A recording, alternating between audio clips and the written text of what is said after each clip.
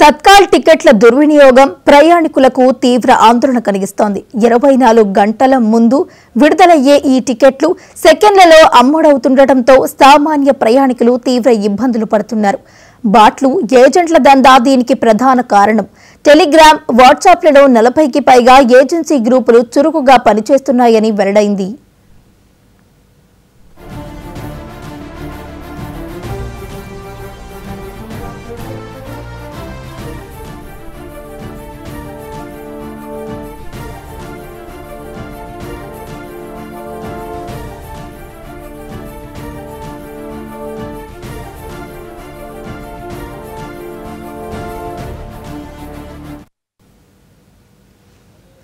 ఈ ఏజెంట్లు ఐఆర్సీటీసీ ఆధారిత యూజర్ ఐడీలను 360కి విక్రయిస్తున్నారు. డ్రాగన్, జెటెక్స్, ఓషన్ వంటి ప్రత్యేక బాట్లను ఉపయోగించి వేగంగా టికెట్లు బుక్ చేస్తున్నారు. ఈ బాట్లు 999 నుండి 5000 వరకు ధర పలుకుతున్నాయి. రైల్వే శాఖ నివేదికల ప్రకారం ఐఆర్సీటీసీ వెబ్సైట్లో దాదాపు 50% బాట్ లాగిన్లు ఉన్నట్లు గుర్తించారు.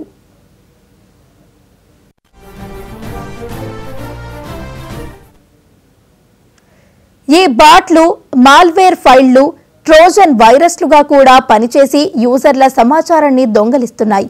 వర్చువల్ ప్రైవేట్ సర్వీసుల ద్వారా ఐపీ అడ్రస్లను మ్యాక్సింగ్ చేసి ఏఐ ఆల్గోరిథంలను మోసం చేస్తున్నాయి. ఈ దోపిడీని అరికట్టడానికి రైల్వే శాఖ మొదటి 30 నిమిషాల్లో ఏజెంట్ బుకింగ్లపై నిషేధం విధించింది.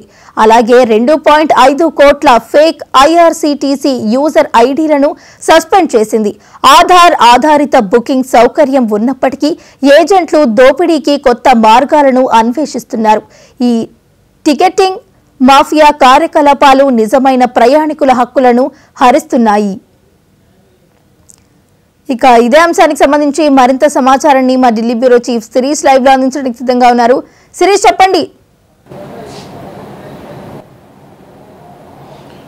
వైష్ణవి, రైల్వే టికెటింగ్ వ్యవస్థలో లోపాలేంటి కూడా ఇంకా కొనసాగుతూనే ఉన్నాయి. ఇటీవల కేంద్ర ప్రభుత్వం ముఖ్యంగా ఏజెంట్ల యొక్క అక్రమాలకు అడ్డుకట్ట వేసేందుకు తత్కాల్ టికెట్ల బుకింగ్ సమయంలో ఆధార్ కార్డు అనేది కూడా తప్పనిసరి అని చెప్పేసి కూడా ఒక నిబంధన తీసుకురావడం జరిగింది. జూలై 1వ తారీఖు నుంచి ఆ నిబంధన అనేది కూడా అమల్లోకి వచ్చింది.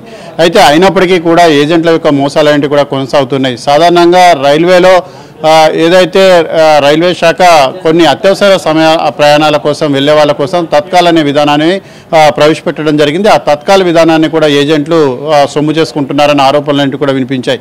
ఇటీవల కేంద్ర రైల్వే శాఖ మంత్రి అశ్విని వైష్ణవ్కు సంబంధించిన తనిఖీల్లో అనేక మోసాలు కూడా బయటపడ్డాయి. ఆ తర్వాత ఆధారిత బుకింగ్ వ్యవస్థను కూడా తీసుకొచ్చారు.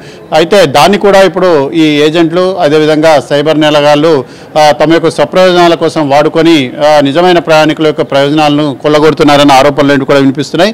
ముఖ్యంగా తత్కాల్ టికెట్లను బుకింగ్ చేసేటప్పుడు కూడా వేగవంతంగా ఎవరైతే బుకింగ్ చేస్తారో వాళ్ళకి మాత్రమే ఆ టికెట్లన్నింటి కూడా లభించేందుకు ఆస్కారం అనేది కూడా ఉంటుంది. ఎందుకంటే పరిమిత సంఖ్యలో మాత్రమే టికెట్లన్నింటి కూడా ఉండడంతో పెద్ద ఎత్తున టికెట్లను దక్కించుకునేందుకు పోటీ పడుతుంటారు. దీనికోసం ఐఆర్సీటీసీకి సంబంధించిన వెబ్సైట్లో లాగిన్ కావడం ద్వారా అదేవిధంగా రైల్వే స్టేషన్లకు సంబంధించిన కౌంటర్లలో వెళ్లడం ద్వారా టికెట్లు పొందేందుకు ఆస్కారం అనేది కూడా ఉంటుంది. చాలా చోట్ల రైల్వే కౌంటర్స్ అనేవి కూడా ఉండవు కాబట్టి రైల్వే కౌంటర్స్ అనేవి కూడా అందుబాటులో లేని చోట ఐఆర్సీటీసీ వెబ్సైట్ను ఉపయోగించి టికెట్లను బుకింగ్ చేసుకోవడం అనేది కూడా జరుగుతుంది. అయితే 24 గంటల కంటే ముందు తత్కాల్ టికెట్లు అనేవి కూడా అమ్మకానికి పెడతారు. అయితే 10 గంటలకు తత్కాల్ టికెట్లు అనేవి కూడా ఏసీకి సంబంధించిన తత్కాల్ టికెట్లు అనేవి కూడా 10 గంటలకు ఓపెన్ అవుతాయి. అయితే ఈ సైట్ అనేది కూడా ఓపెన్ కాగానే 1-2 నిమిషాల్లోనే టికెట్లన్నీ కూడా కంప్లీట్ అయిపోతున్నాయి. టికెట్లు దొరకడం లేదని చెప్పేసి కూడా చాలా మంది వినియోగదారులు ప్రయాణికులు గగ్గోలు పెడుతున్నారు.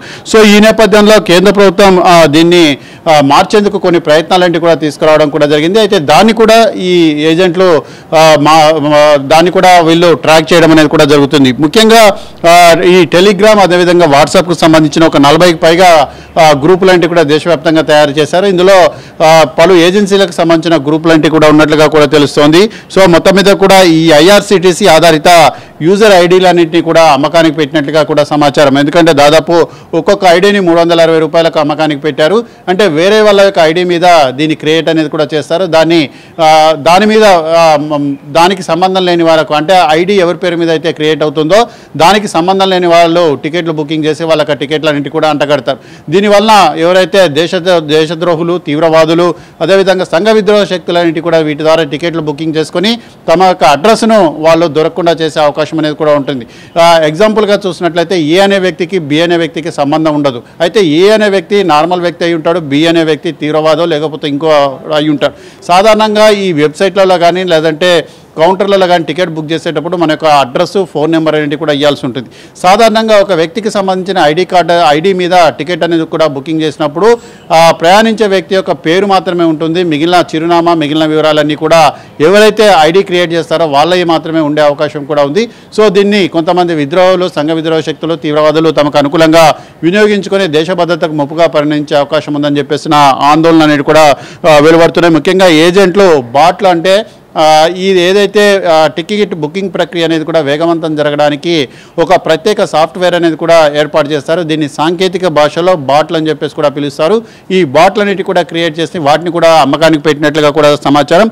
అయితే ఎక్కడైతే ఏ బ్రౌజర్లోనైతే ఈ బాట్లను ఇన్స్టాల్ చేసి వాటితోటి డాటా అనేది కూడా ఆటో ఫిల్లింగ్ చేయడం ద్వారా వేగవంతంగా బుకింగ్ అనేది కూడా చేస్తున్నారు. సాధారణంగా ఒక్కొక్క టికెట్ బుకింగ్ అనేది 20 నుంచి 30 సెకండ్లలోనే కంప్లీట్ చేయడం ద్వారా మిగిలిన వాళ్ళకు ఈ సాంకేతిక పరిజ్ఞానం గురించి తెలియక వాళ్ళు అవకాశాలను కూడా కోల్పోతున్న పరిస్థితి అనేది కూడా ఉంది.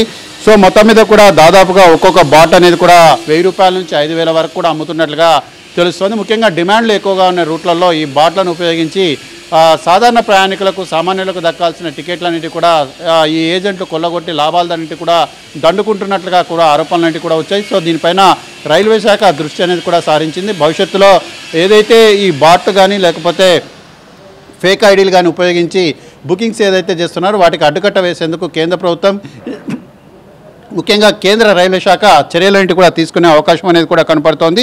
సో మొత్తం మీద కూడా దీనిపైన మళ్ళీ ఒకసారి దృష్టి సారించాల్సిన అవసరం ఉందన్న అభిప్రాయం అనేది కూడా వినిపిస్తుంది. వైష్ణవి. Right, thank you.